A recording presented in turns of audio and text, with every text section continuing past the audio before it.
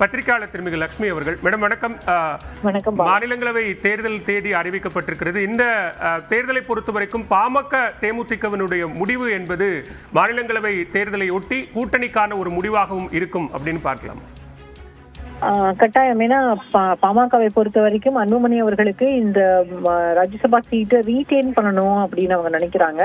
அதற்கான முன்னெடுப்புகள் பாமக தரப்பில் இருக்கு. என்னதான் பாமகவுக்குள்ள கன்ஃபியூஷன்ஸ் இருந்தாலும் அதிமுகவோடு அவர்கள் ஒரு ஏற்கனவே, அதாவது ஜி.கே. மணி மகன் அவருடைய இல்ல திருமண விழா போது இதற்கான பேச்சுவார்த்தைகள் நடந்ததாக சொல்லப்பட்டது.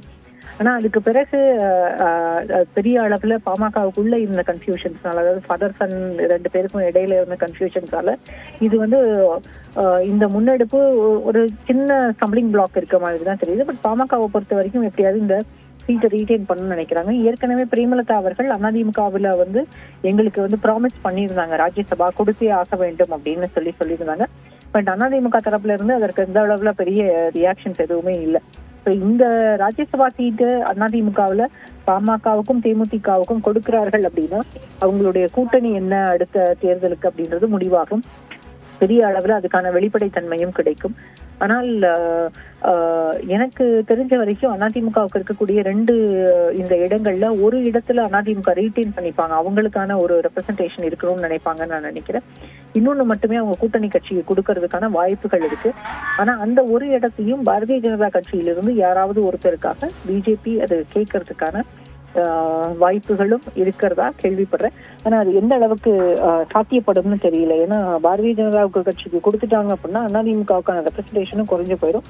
அவங்க மற்றவங்களையும் இங்க அகாமடேட் பண்ணிக்க முடியாது.